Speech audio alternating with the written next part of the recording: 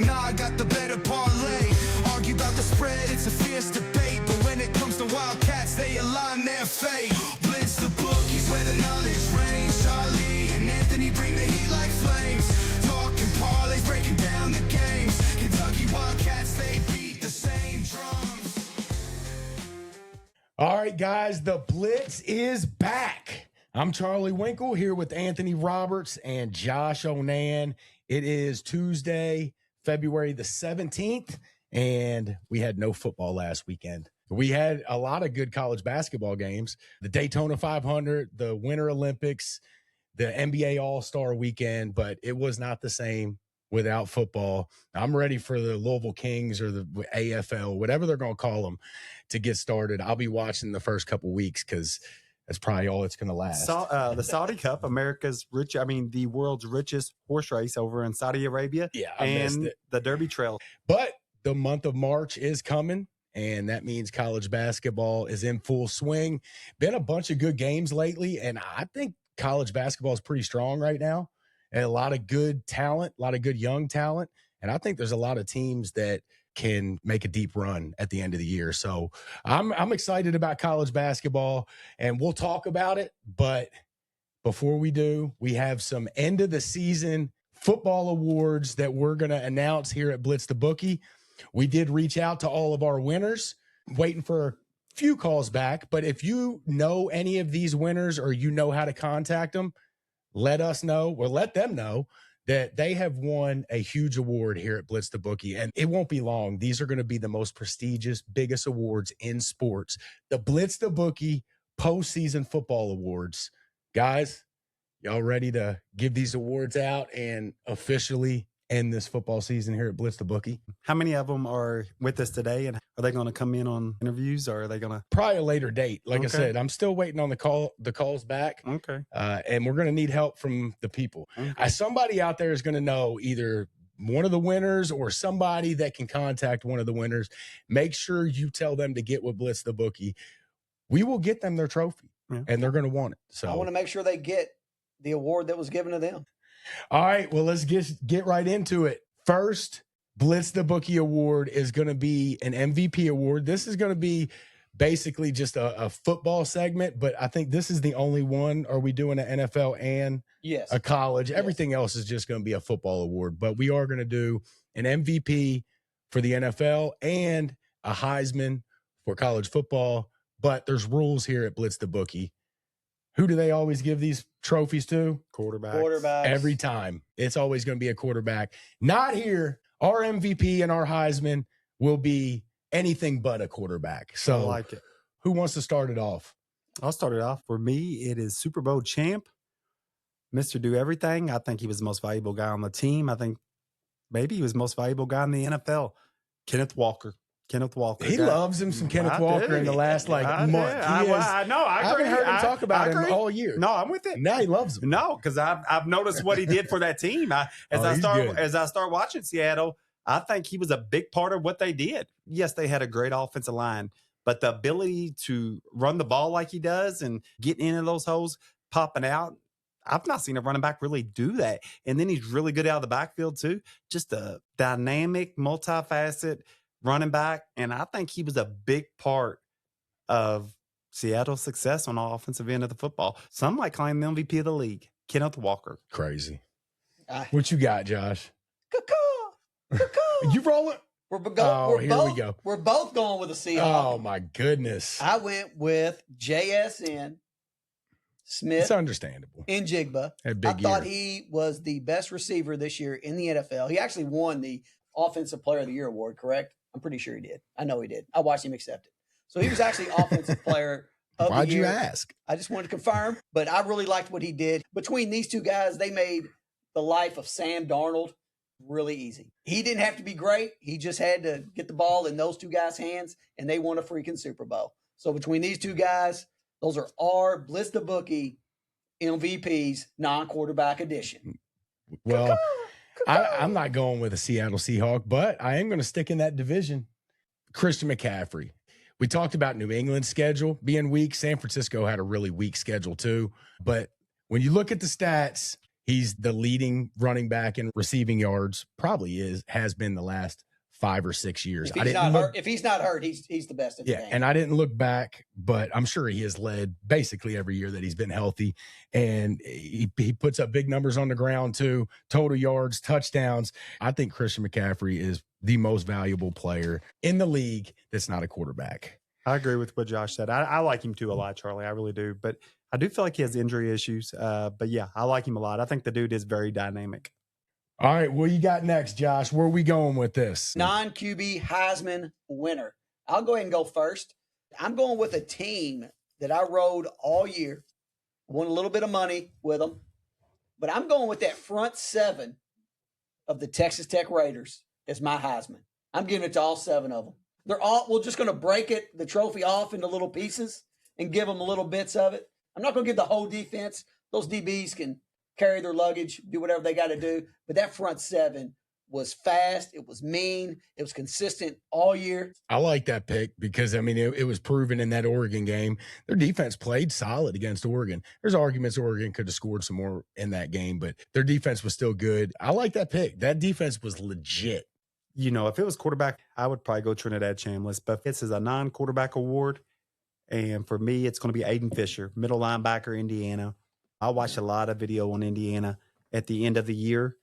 And the guy, I really think he was able to allow Indiana to do a lot of the things that they did on defense, as far as the coverages they had, his ability to guard the run, to attack the holes, play action pass. He was able to pop those hips and get back into pass coverage. So good. He had some of the best middle linebacker instincts I've ever seen. I mean, his instincts was elite. Super smart player.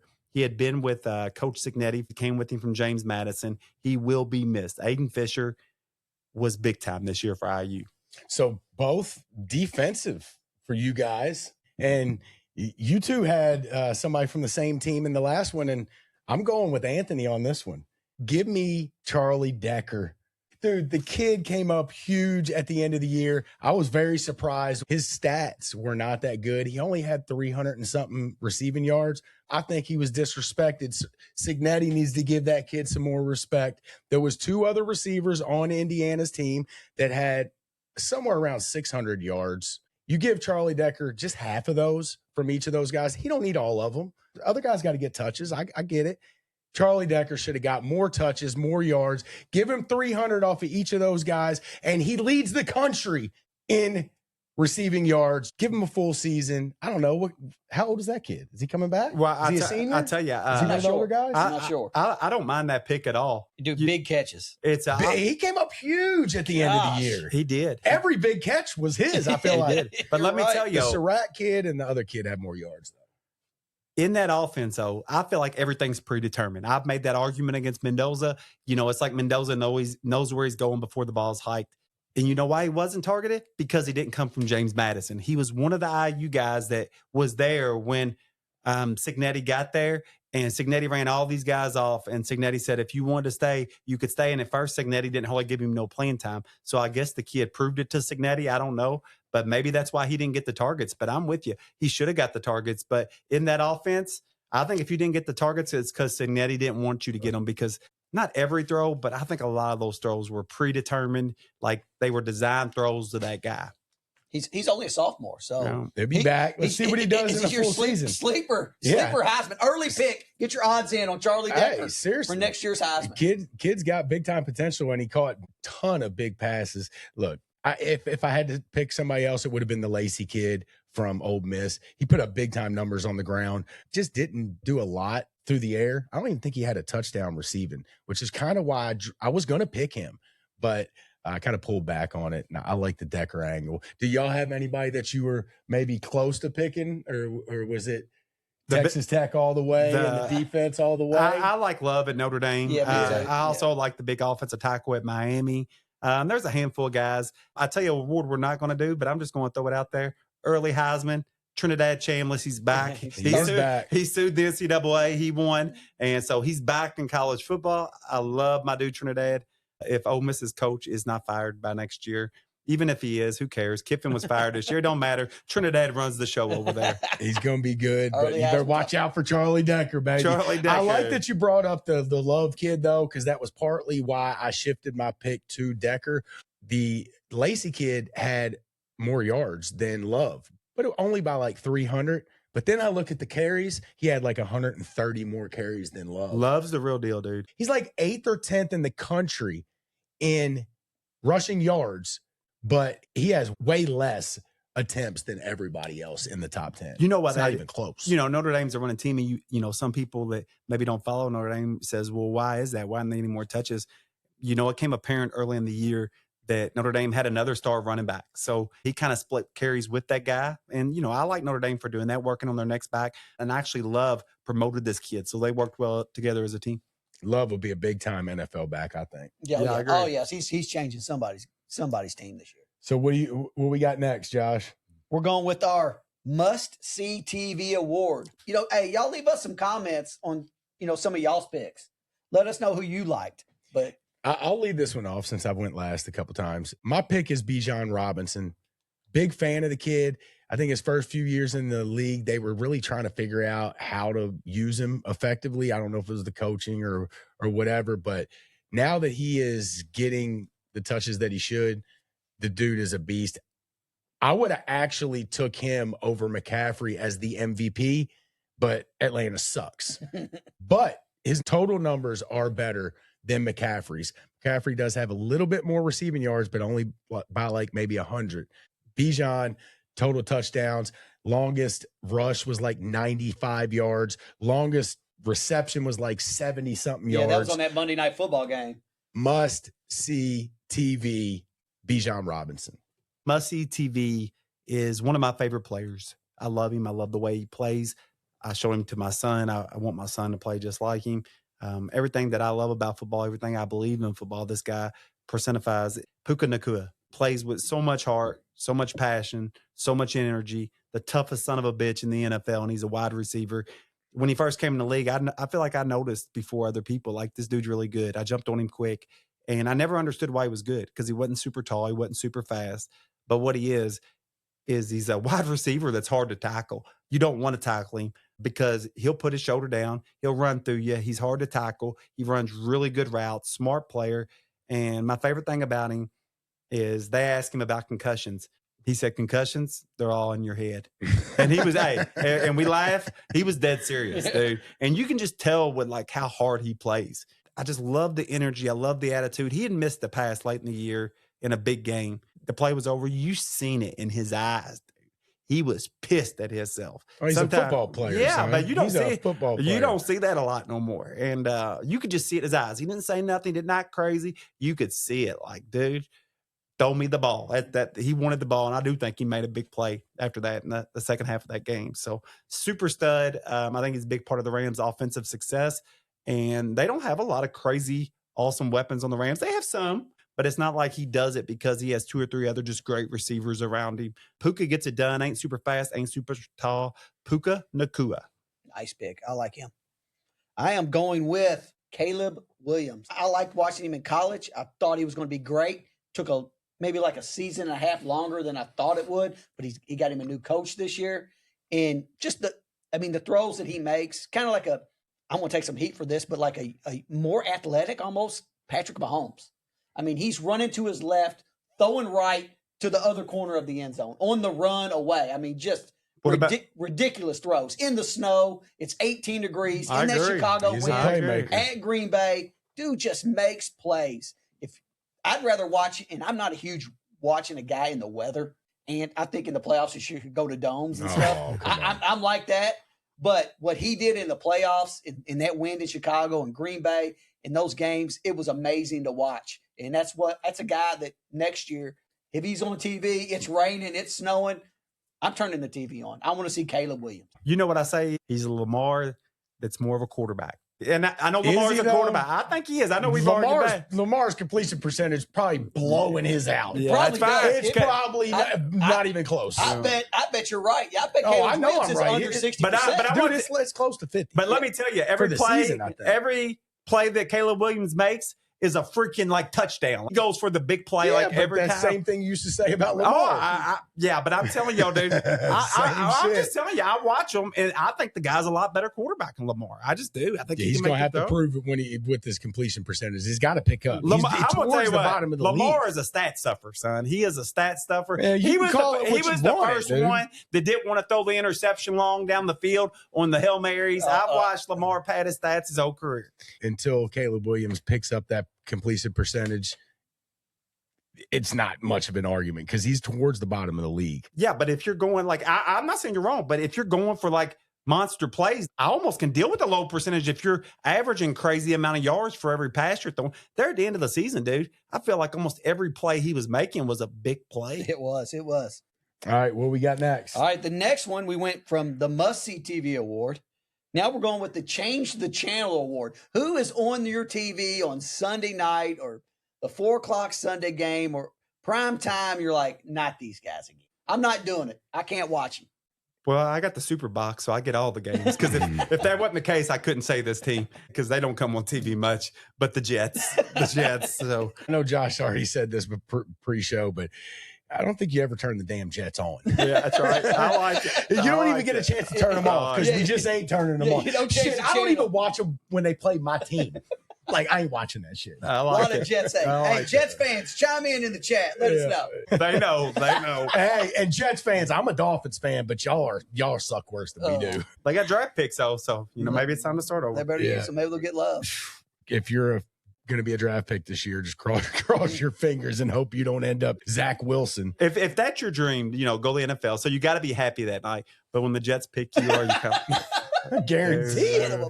You can't show it. Not unless you love New York or something.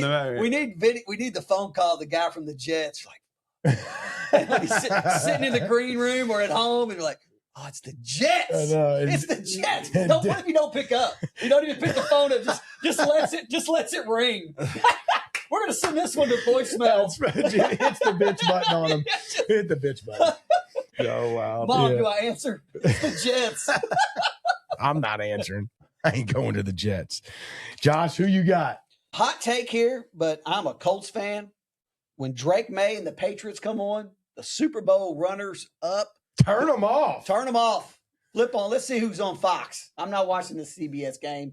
Nothing but injury-plagued teams that they play in the playoffs. I should have turned the Super Bowl off. If we'd have done this award at the end of the regular season, I'd have still said the Patriots. Easiest road to the Super Bowl, maybe in my lifetime. I'm changing the channel on Drake May and the Patriots. Turn them off. I'm a Dolphins fan, and this guy knows that at the end of the Brady era, I started halfway cheering for them fuckers, but no more. Turn that shit off. You probably just hurt Anthony's feelings. No, look, I get it. They did have a weak schedule. And I don't think he played his best game in the Super Bowl, but I still think the kid is really good, and I'd like to see him use his legs more. But I also at the same time don't think they have a lot of weapons yet. I think it was amazing they made it as far as they did. I did not expect them to make it that far. I thought they was a year ahead. Oh, definitely. Yeah, maybe a year or two ahead. And thought it was amazing they made it that far. And I'm not saying it's all their offense. A lot of it was defense, but their offense did a pretty good job at times throughout the year. They need to get him some weapons. They need to move Campbell. Everybody, coming out of college, Campbell, I think number 3 pick from LSU last year. Everybody said he has short arms. He couldn't play tackle. He's going to make a good T-Rex. Yeah, he's going to make a good lineman in the NFL, but he's an interior offensive lineman. But to play tackle in the NFL, you got to have long arms. Vrabel already came out and said he's staying at tackle. Did he really? Okay. Yes, he did. Now, who knows if that holds true, but Vrabel has already said that. Did y'all see the meme of that tackle online? If Mm-hmm. someone had took his hands and made them where they were just like this, where he just basically had like hands on his shoulders and like the left tackle for the Patriots. I had to find it. Well, maybe it was Vrabel saying, "Dude, I got to spend my pick on some receivers." Yeah, they do need a weapon. Dude, they have got to get some weapons because that's partly why they are turning the TV off because there's no star. Yeah, no star. I mean, Drake May is a star, but yeah, they need some weapons and they need some help on that offensive line, especially the left side. All right, mine, I'm going to give her a little honorable mention real quick. The NFC North. If you've listened to the show, I got a little soft spot in my heart for the Steelers, but the NFC North was terrible. It was turn off TV. But my award is going to go to two teams that I talked about last year on this podcast plenty of times with Anthony. Two teams that I thought were just like the Broncos and the Patriots this year, maybe even the Bears. Just two teams that were ahead of schedule last year. The Redskins, they'll always be the Redskins here at Blitz the Bookie. And the Vikings, that's what you get for getting rid of Sam Darnold. Both of them teams were really good last year. I thought they were ahead of schedule. I didn't think they should be that good as they were last year. And I know Washington dealt with injuries, but they were turn off TV this year. They were bad, and Minnesota was a disaster. JJ, I wanted to believe in him. He had like one good moment, I think, all year. Turn them off. The Vikings and the Redskins. You know, I was a little disappointed, JJ, but I like to say his story's not done written, but we'll see. It could be. Do y'all think Lamar, because he's a running quarterback, that his superstar days are over? He's not done yet, but his showman as superstar, because he was a superstar, whether I like the way he played quarterback or not, the guy had a lot of talent, but his days of being explosive and just a big time threat, are they over? Not yet. Okay. I think his like super explosive days are over. I don't think they're completely over. I kind of agree with you. He's got a few more years left of running around and making some plays. Not like he was, but I think what Lamar's got going for him is that he's got a new regime coming in there, and you know what they're going to do? They're going to build around him, and they're going to help him out in any way possible. So I do think the new coaching staff coming in is at least going to try to help Lamar succeed here in the next few years. So we'll see how much he's got left in the tank. I don't know. Real quick, just make sure y'all reach out to Drake May so I can get him his Change the Channel award. Josh, I think he was on a date with your mom tonight or something. So I don't know, dude. He told me. I was talking to him earlier. Mom's cooking for me on Thursday. She can't be cooking for Drake May tonight. I told her she could go out on a date with him. I said, look, I don't want you going out with nobody else, sweetheart. But if you can go out with Drake May, then take him out. Oh, man. Oh, man. Guys, again, if you know any of these guys, if you know how to get in contact with them, please let them know that they've got big-time awards here at Blitz the Bookie. Just get a hold of us. We'll get them to them. What we got next, Josh? All right. The Wrong Side Award. The team that you bet on this year that you just can't, you could not get on the right side of that win, on that bet. I'm just going to say real quick, I won't spend a lot of time. It's got to be the Broncos for me. I just got vivid memories of like because you bet against them a lot. They did you dirty early. No. I was going to say the one that's freshest on my mind. I was betting on Denver, and they screwed me. That's so right. I couldn't get on the right side of them no matter what. But, yeah, I got a sour taste in my mouth. And I think it was like week 2 or 3. Yeah. And they played the Colts. It was like week 2 or 3. They got me later in the year, too. So I'm going to say there's other teams I could probably name a couple definitely in college football, but I'm going to go with the Broncos. Who won you the most money? Who was your got on the right side of the Man, most? just off the top of my head, maybe Jacksonville, dude. Okay, maybe Jacksonville. Y'all know I was on them all year preseason. For me, the wrong side, it's a no-doubter. It was San Francisco 49ers. I liked them beginning of the year when they weren't no good. Then I kind of got off from them because they weren't no good. Then they got good. They really weren't good. They were just playing weak teams. Yeah. Man, Jekyll and Hyde. They had a bad schedule. And for me, Seattle won, I was on the right side of them for a while. And then I got stubborn with them at the very end. Like, I feel like because of the Rams. No, go ahead. No. It wasn't. Like, Two late games against like, the if Rams. you've argued with me, if I get on a team and I'm kind of on them, I kind of did that way with the Rams this year a little bit. I didn't want to. I was all about the Rams last year or two. But then when everybody else gets on them, I almost don't want to be on them no more. I know that's stupid. You've said that before. I know that's stupid, but I don't know what why. It makes sense when you get on something early. Everybody's had that thing or that player, that team that they've caught on just a little bit earlier than everybody else, and it feels good. But then when everybody jumps on them, you're like, let's find somebody else. That's it. That's just my style. So the team that was on the right, I was on the right side of, it had to be the Broncos, dude. There for a while, Broncos were winning for me every week, so it had to be the Broncos. My wrong side. How many teams are in the NFL? 32. All right, I was on the wrong side of all 32 at one point this year. I will tell you that. But the team that got me, and we talked about them early in the season on the show. We loved Tampa. We loved Baker Mayfield and Tampa. As soon as we started talking about them, guess who starts betting them? Me. And guess who loses every week? Did you stay on it? Now that you say way that, too long. they're up there for me too. Dude, I got off from them pretty quick, but I was on them early. But It took me to week 12 to get off of them, dog. I did not get off of them. I bet on them last night. It was about 7 losses in a row before I fucking jumped off. I was going to say 6. I was stuck on that fucking pirate ship. We thought they were good. Like, they're getting players back, man. Evans is back. They got worse. Going to break out this week. They got worse when they got their players back. They did. What a train wreck, dude. They got me. Hey, you know why? Liam Cohen, baby. That's They lost fucking Duval. Liam They Cohen. They must have. What happened was they were good at the beginning of the year, so they must have still remembered his plays. But after the 5th, 6th Were week, they doing the rest in peace? Were they doing the Johnny Mox and they were just calling their own plays? They're like, we're sticking with what we used to do. they ran an oop-de-oop and then Eventually, Coach was like, Coach Kilmer was like, look, we're gonna have to you're gonna run when I Let's call. go. Let's go. Yep. R.I.P. to Dawson and Yeah, he died, didn't he? yeah, he did. James That's, Vanderbeek. I love that movie. Probably one of my favorite. I started watching it the other night and I Yeah. fell asleep. It's really good. It is a good. I love it when they go to the bar and then You watched it with Rex? Oh yeah, we You watched have? it. Yeah, I feel I like was thinking about it and I turned it on and within 5 minutes I was like, hell no. They There's go way to- too much. when they go to Darcy's house. The whipped cream bikini is an all-time scene. Yeah, but that's one Darcy, of the son. but that's one of the Yeah. like Call her by her name. that's one of the tamer parts of the movie Oh, yeah. though. I I love mean, Darcy. before that, they walk. Billy Bob goes in there and throws up while he's banging her on the On the washer. dryer. Yeah, you know yeah. what I'm saying? Mm, So yeah, Darcy it's, was hot. yeah. Did It y'all is a like good- Darcy? Oh yeah. Oh yeah, Jesus. Darcy was hot. Who Did was you it? remember Who when? was it? Ollie Larder's her name. Is that her name? Ollie. I think so. Remember when he went to 7-Eleven and his brother was there, the Asalaka, and he says his little brother was going through these changes, pretend like he was some Jewish priest or whatever. He was stuck on the Yeah. cross. Yeah, at the beginning, and, walking around his house on a cross. He was saying this stuff to his older brother. And he said, what's his name? Would he bang Darcy? He said, yeah. We'll have to do a summer review of that movie. Maybe Oh, we'll yeah. do some summer reviews of some Dude, sports I movies. want- We can have listen. fun with that. I like to think I'm a good dad. I'm a confident dad that I'm a good dad. Dude, I am. Like, I'm with my kid. I teach my kid lessons, like everything you want out of a dad. But Dude, I don't even think it's bad. He needs to see that stuff with me, dude. He needs to see that stuff with I me. respect that. Dude, Especially seeing you. I'm not criticizing Yeah, you for I it, like dude.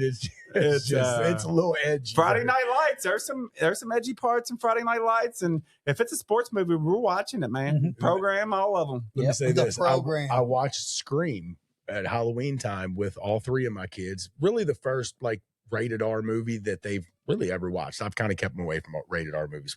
All 3 of them: 12, 10, and 5. And when I tell you my 5-year-old loves that movie, dude, he was asking the other night to watch Scream. And he's 5 years old. He loved it, dude. They love scary movies. dude, They love loved it. scary movies. So many of them little kids, man, they love Ghostface. They Yeah. love Ghostface. Ghostface. They love And the, it's, the there's villain some in it. cuss words and it's just a little gory, little, but it's not. You're gonna have them watch the parody Scary Movie. Yeah, that's a good one. But that one's probably even more edgier. it is. That one's Oh. probably, I probably wouldn't do that. No. You might want to watch Isn't it first. that the mashed potatoes? That's part 2. That's part 2. Oh, the mashed potatoes. I love And that I think part. that one's a little less raunchy than the first one. Those are good movies. I'm about to go back and watch them. I haven't seen those Yeah, movies you don't. in Yeah, 15 I just thought of a years. scene you don't want to Dude, no. in the bathroom with the Yeah. glory hole. Those are the Wayans brothers, Yeah. right? Yeah. So Those when are it, good movies. so when it came to scary movies, both of my kids loved them. We went to haunted houses, so I never had limits on that. The stuff we just talked about never had limits with my son. He's only 12 years old. Now, my daughter's going to turn 19 years old next month. And there are so many limits that I can't watch stuff with her. Oh, I mean, yeah, so it's so different. because- It's so, because it's sure. dude. female. Oh yes, absolutely. I Like get even it. to today, like me and my daughter's pretty close, pretty cool. We watch movies Would you together. watch Varsity Blues with her? I would get very uncomfortable during certain scenes. No, I would. I just would. Like, Yeah. and she's old enough. Like, she'll say little jokes to me because they know it messes with me. Like my daughter and even my wife, they'll mess with me, and my daughter will just make it a point to come in there like during certain parts of movies or whatever. And she's old enough. She's 19 years old. But it still makes me uncomfortable. I think it's a respect thing. But with my son, it's like at 7 years old. Let's go, son. Let's check this out. This is life right here, bud. Let's watch Basic Instinct together. All right, what's next? We have 2 more categories. I don't have one for this because I'll lose too much. but I know you guys got something y'all would love to talk about on this. But the biggest cheater award. We got it. That should have been what we led with. Blitz the Bookie loves talking about the cheaters. I got one. The Denver freaking Broncos, dude. The Denver Broncos. Go back and look at their schedule. There was like 7. I went back and looked. There's like 6 or 7 games where the spread was beat last minute or last couple minutes of the game. A lot of fishy shit. They were involved in the Raiders game. The damn leverage call with all kinds of stuff. They're all cheating. All of them's cheating. The Denver Broncos, Sean Payton, we know he cheats anyways. He'll put a bounty on your head. I'm sure he throws games Sean Payton, he's the ringleader. I agree. Cheaters. I agree. And the Broncos. I'll say in the NFL, Charlie, that'd be my NFL one too, but I'll go in a different direction. I'll go college. That is my NFL one. I'm 100% with you. In college, it's almost a tie, but I ain't gonna make it a tie. One team I don't like, one team I love, but I'm gonna say the biggest cheater is one of the teams I love. I know they're doing it. I've seen them do it. I watched their stats, and I'm gonna tell you, I'm gonna be onto them next year. I hope they don't listen to Blitz the Bookie. Oregon, for whatever reason, they kind of got the same games, same time of year. It's kind of weird when you look at their schedule. Dude, they kind of do the same thing against the same teams. They're cheaters. Oregon cheats. I'm just going to piggyback off of Anthony. I agree. It's Oregon Ducks. Yeah, Oregon cheats, dude. We have watched it, and I know me and Anthony kind of talk about it a little more than Josh, but he's been around, and I feel like he's starting to catch on. Dude, the Oregon thing, there was some fishy shit. We caught on to it last year, and they did the same shit again this year. You're better off not betting on Oregon. Or I'll tell you what I didn't do twice. Take the damn cash out. Don't bet them. Twice I should have taken the cash out and didn't do it. I've heard a lot of smart people saying that some of these programs, when NIL first come out, people was wondering how they were going to get their money. And I know Oregon has plenty of money, but when these donors donate money to you, are you expected to return a favor and help them get some of their money back? It's a good angle. Yeah, that nobody talks about. Like, hey, seriously, like the donors give all this money, and it would be very easy for them to be in cahoots with, athletic director, coaches, players, and the pressure gets to you. Figure out a way. We're not telling you to shave points. Maybe it's you cover the spread, whatever. But figure out a way for us to cash a couple bets to get some of our money back, dude. That's a good angle, and I don't hear anybody talk about that. Nope. And I'll tell you another one, and they were a team that's been coming up with a lot of NIL money too. If Oregon wasn't my pick, it would have been the Indiana Hoosiers. They're right there. And both teams are teams that have good NIL budgets. So it's just something to think about. You're a Big Ten hater. No, that's what the people will say, though. Yeah, but I like Ohio State. I was a Michigan guy when Harbaugh was there. I think I'll become a Michigan guy again. I thought Anthony was a Michigan. No, fan I was. Dude. 2 years. So I grew up. Michigan was like my secondary team. Them in Florida, and then Harbaugh came along. Loved him. Big Michigan fan. Just never was into that guy, dude. I never was into him.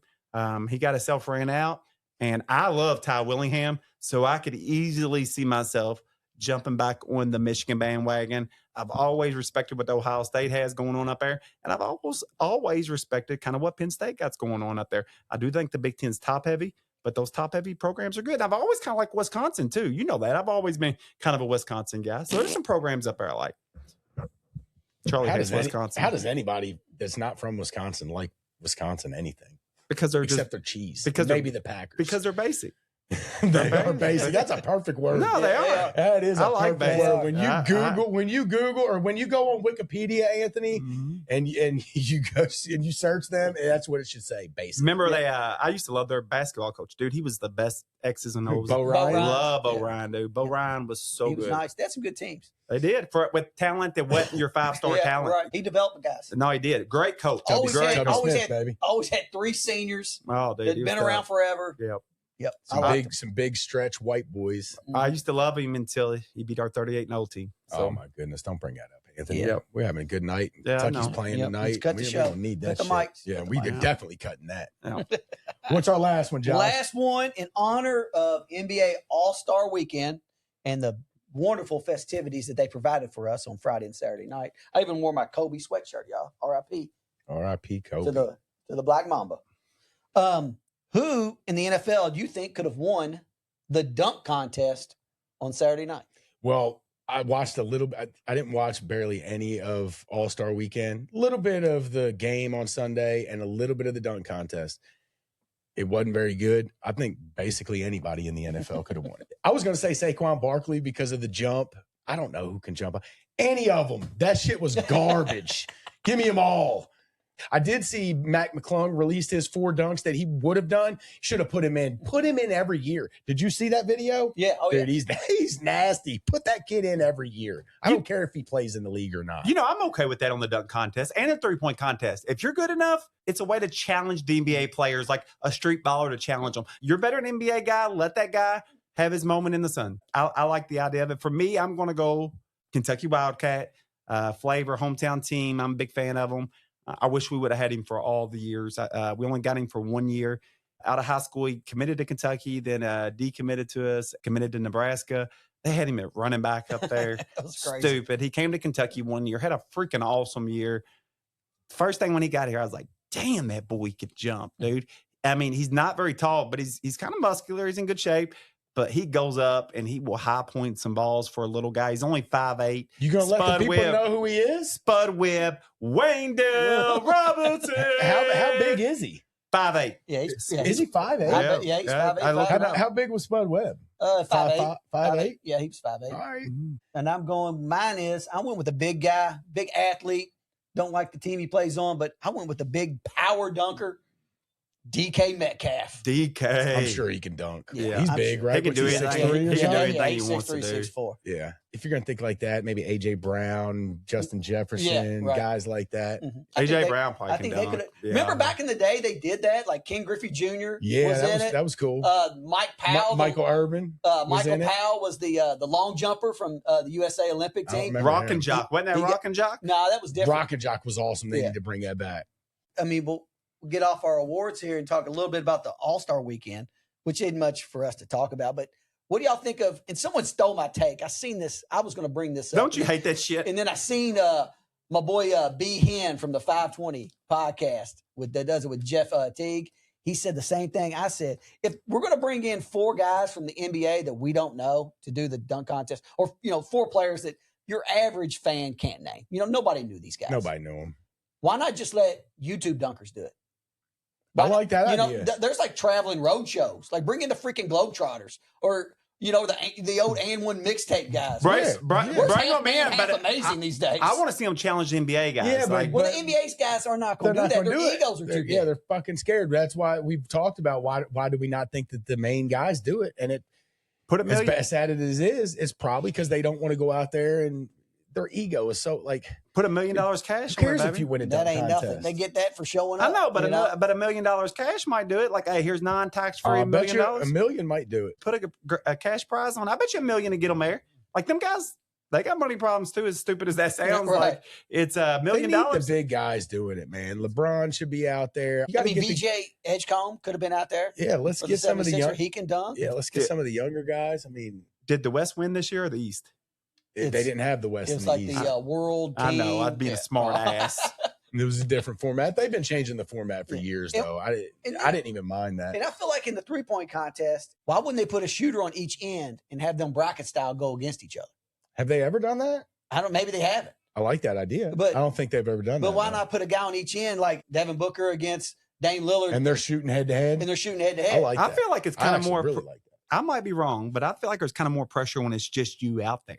Kind of almost takes the pressure off from you when there's two. And I might be wrong on that. I very well could be wrong. What do y'all think on that? But You I feel think- like you I got like the idea. Okay. I like it one-on-one like that because you can hear the crowd. I think it's Then still the- pressure. Then, It's the, still then pressure. the crowd's getting involved. You Okay. can hear that crowd down at the other end, like when he's hitting 6, 7, Okay, 8. yeah. Nice ball That watching. is He's pressure. checking that guy. That is. I've seen You it in know? the throwing contest Yeah. in football. Like you start to feel it. I bet you do start to press Yeah. a little bit. Now that I'm thinking about it, did they do that back in like the 90s? I think they've done it before.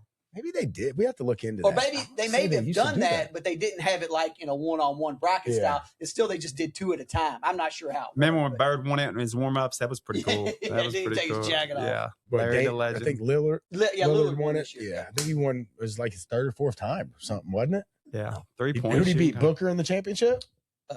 Yes. Did I see something like somebody was accusing Booker of doing it on purpose? Yeah, that he missed I like thought I 3 saw or something like Yeah. that. Oh, he gave it to him on purpose. He missed the last couple on purpose. Did you see the? I think I seen a Kevin Garnett podcast or something. I'm sure everybody's seen it, but he said he lost respect for LeBron when LeBron came in the league. It was All-Star game, and one of the rituals was the alphas of the NBA.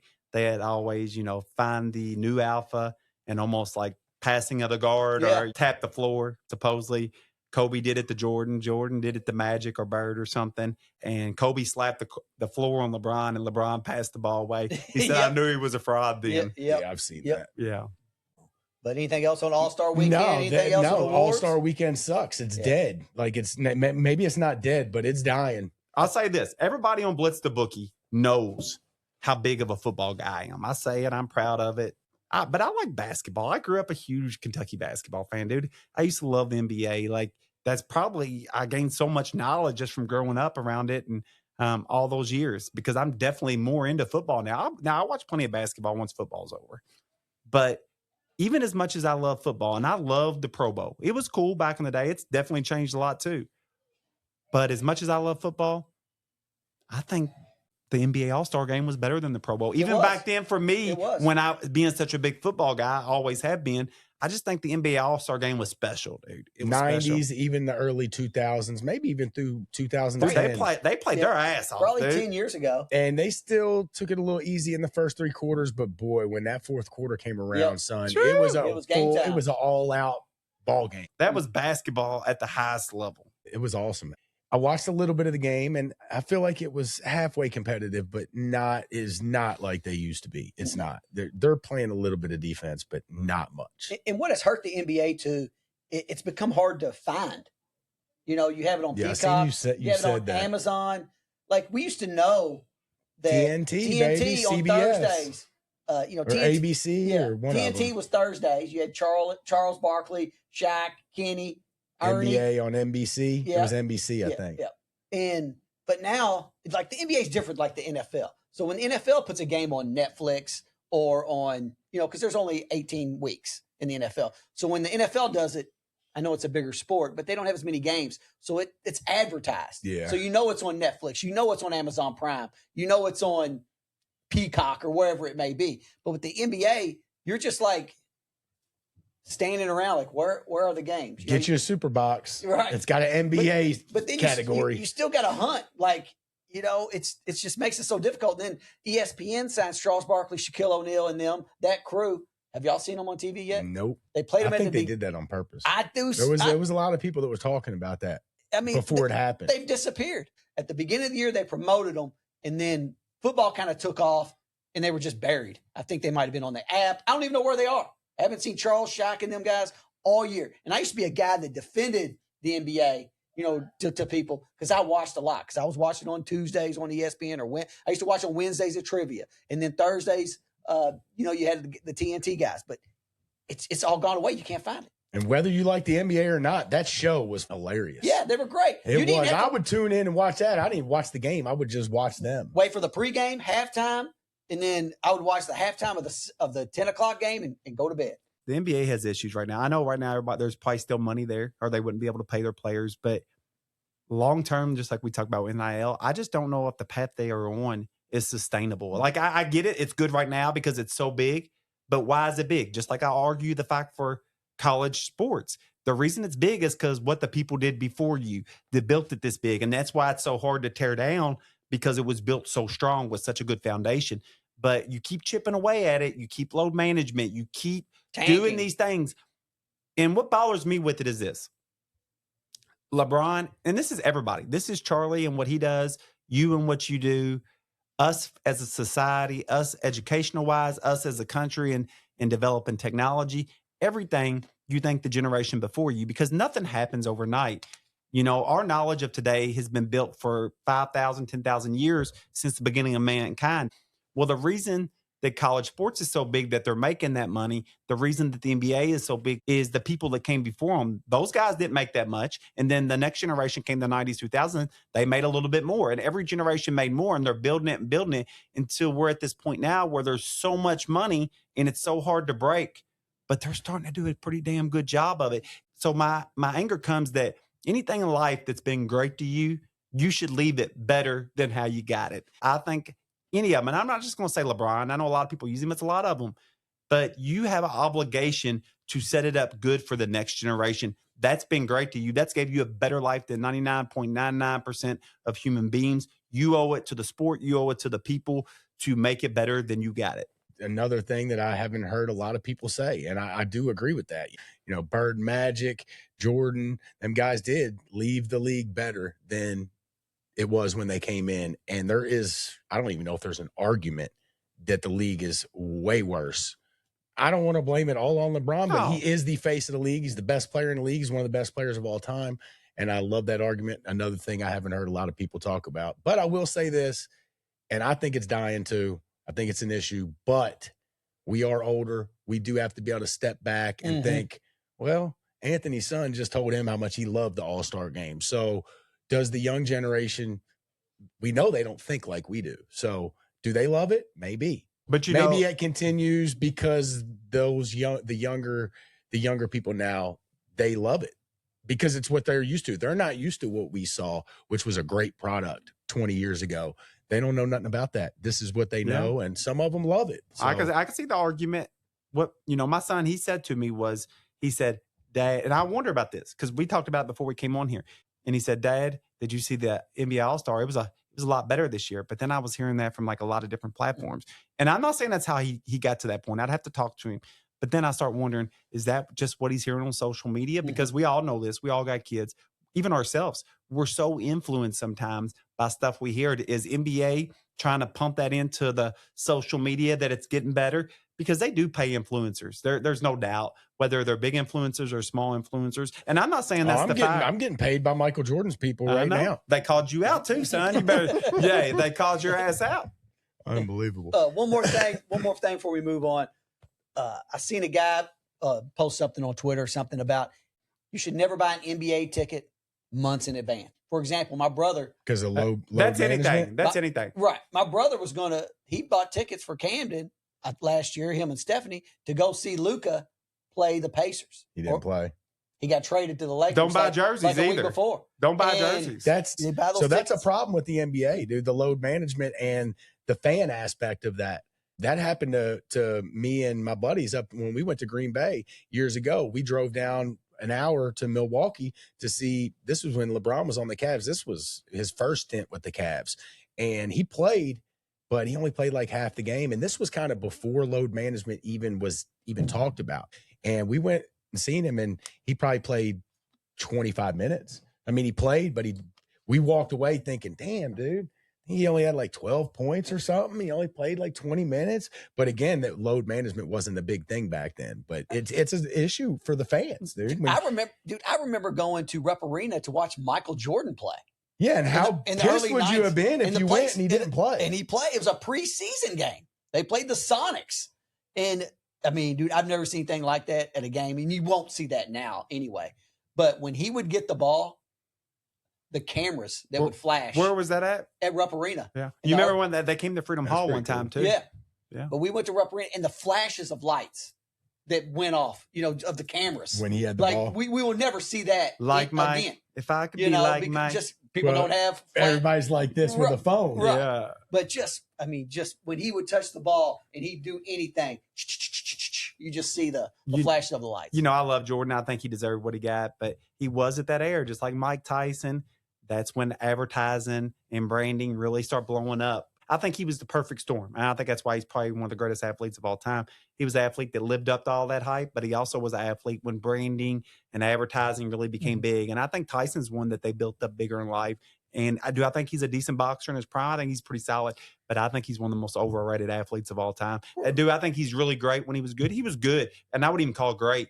But I think some people consider him best of all time, and I think there's plenty of them guys would have knocked the shit out of him. But I think he was a product of his time of, promotion and stuff like that had never been done before. I think the same can be said from Elvis Presley. So getting a little pop culture there, Josh. What do you think about Elvis, baby? All right. Well, that's enough of NBA talk. Yeah. Goodness gracious. I did not plan on going that long on the NBA. Sorry, NBA fans. If you want to, we'll talk about you in the playoffs a little bit. If you want to hear some karaoke and some singing, Josh does a great stint on Blitz the Bookie. Josh, I love his stuff. Let's go. Catch him on Friday nights. Yep. That's right, baby. At least every other We're going to come night. out there one night. We're going to come out there one night. All right. Well, we usually go longer than this, but we're about an hour away from the Kentucky basketball game. And we're going to try to do most of the second half of the show, The Right Side of Kentucky Sports, live on TikTok for that. We were going to talk some college basketball. Josh, I know we got some big games coming up. You want to mention them before we jump off here? Yeah. There's been a lot of big games. Arizona, just real quick, they were undefeated, lost 2 last week, and they've got BYU and Houston this week. They could drop 4 in a row. Houston's lost 2 in a row. Yep. So that Big 12's loaded. So we got Big 12. So we got BYU and Arizona tomorrow night, right? I'll do it. BYU and Arizona tomorrow night. Maybe I don't have that. I don't have Saturday. Michigan's playing right now against Purdue, but they're putting on them. They've been up 15 out. Who would like to have tickets to the Big 12 tournament? I know. Right here. Dude, I looked at the Big 12. Hey, the Big 10's pretty strong too, but the Big 12 is loaded. There's like 6 major teams. Probably Texas or something. Yeah, it's got to be somewhere in Texas, right? It's like 6. Me and Josh was going over. I think there's 5 or 6 teams that are top 15. They got teams. 4 in the top 10, but so BYU, does the Big 10. But BYU, Big 10's got 4 in the top 10 too. Yeah, loaded. So 8 of the top 10 are Big 10 or Big 12. But BYU is. I know they're not top 10, but they've had a hard schedule. But they're right there. Like I think they got 5 or 6. The big, maybe not top 10, but right there on the edge that are top 20 The teams. thing with BYU, though, is Richie Saunders blew his ACL. Yeah, that's a shame. Yeah. And I will say this real quick for all of y'all that think we're Kentucky homers, SEC homers. Anthony is. But the SEC's down this year. Yep. And they were really good this year. My son said it to me last night, and it was the same one of them things. I said, where'd you hear that from? Stop repeating. Then I looked it up. I said, oh, shit. We might have heard the SEC. The SEC is kind of down, dude. I mean, it really is. Even Florida sitting at the top, they got 6 losses. Mm-hmm. The best overall record in the SEC is Vandy with 4 losses. Mm-hmm. And Florida's got 6. Not as tough as Florida. And they didn't do that. They didn't. I hate to say it. They didn't do that good in out of conference games either. You know, we had talked about it last week that we thought the SEC was down. I still think they have some solid teams. It looks like Florida might make a run here to be elite. And we got that team up in Lexington that they're working towards being elite. So maybe we got a few things in the works there. All right, here's the 3 games to watch on Saturday. 6:30, Duke versus Michigan. Neutral site game in D.C. Out of conference. That's going to be awesome. Love that game. God. Non-conference. This is when we should be playing Louisville, right? Know, exactly. Dude, I love this. Like a Michigan-Duke matchup in February. This is Kentucky-Louisville time. Mm-hmm. I've said that for years. This is the best time. Why not? Right. In the past 2 or 3 weeks, this is when you should play games like that. I think that's awesome. Yep. So you got Duke, Michigan, 6:30. Arizona versus Houston is at 3 o'clock. So another good game. Hopefully Pete plays for Arizona. They blew that game last night. Yeah, I love the way they play. Dude, I love the way they blew a 10-point lead in the last 6 or 7 minutes. Well, I'll say this. Iowa State, I watched the first half. I didn't watch the end. Iowa State literally hit everything they threw up. And it was close at halftime. I think Iowa State had a 3-point lead. And you say, well, Houston stayed with them, but they were going in and just dunking on them. Iowa State was so freaking hot in the first half. I don't know if it could tell you. Houston jacked up like 33s. Mm-hmm. Is that what type of team they are this year? They attacked in the first half. They attacked in the first half. They jacked up. Well, they shot like 10 or 15 more threes than Iowa State did. You know what might have happened? That game, the first half of that game was just so fast-paced, furious. They might both just got to – because I do feel like the scoring slowed down because they were on a pretty good pace. It still went over. Did it? Okay. Don't let me tell you why. Okay. I know that. Okay. It was on a big-time pace at halftime, and it definitely slowed down. But maybe they just got exhausted because I'm telling you, that first half, it couldn't have been more intense basketball. That's a good matchup. What's the other ones? Then you got your nightcap if you want to stay up late Saturday night with me. Iowa State versus BYU. That'd be a good at BYU. So let's see how good BYU looks without Saunders on the weekend. That sucks for them, dude, because he's a good player. He is. I like his game a lot. I'll tell you this, for anybody he's everything we want Chandler to be. And I mean, I ain't complaining about Chandler. I'm not either. Chandler's playing good. Yeah. My man's trying to become a Kentucky legend. Yep. It's hit 4 or 5 big-time shots. Anybody that stays up late, I have one little tip I always give people. Bet Hawaii. St. Mary's, baby. St.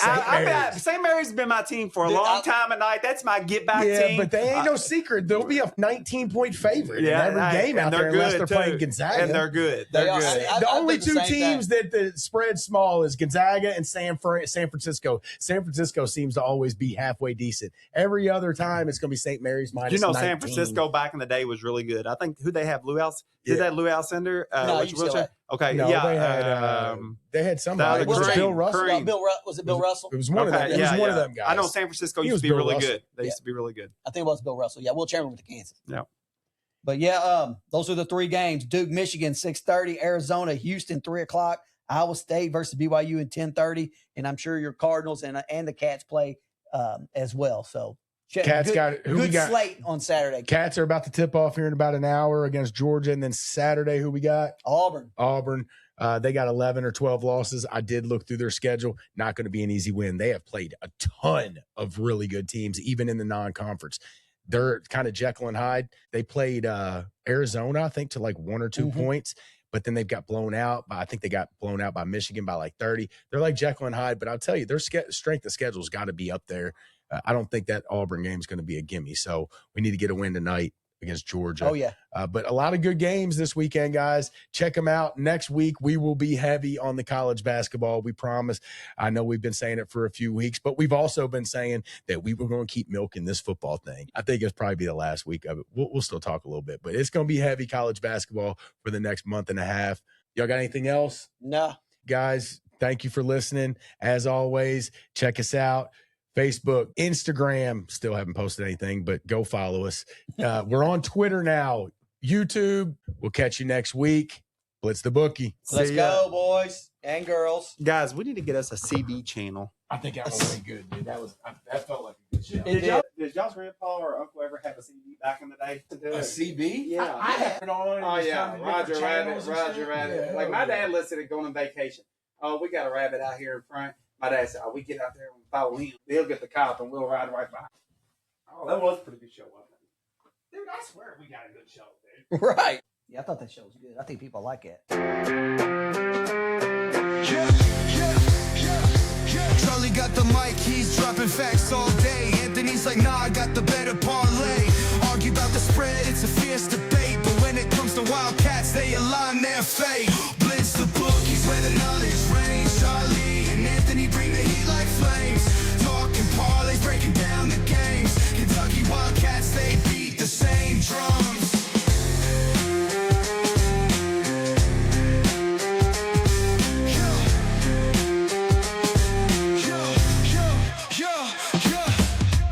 Late nights, hustle deals on the line. Charlie Scassy's gonna make you shine. Anthony's heart where the numbers combine. Put your cash down, ride the incline. Blitz the bookies where the knowledge reigns. Charlie and Anthony bring the heat like flames. Talking parlays, breaking down the games. Kentucky Wildcats, they beat the same drums. From the tip off to the final play, they grind. Mike's on fire, bets on their minds. Arguing odds till the last rewind. Blue and white, it's a bond you'll find. The bookies where the knowledge reigns. Charlie and Anthony bring the heat like flames. Talking parlays, breaking down the games. Kentucky Wildcats, they beat the same drums.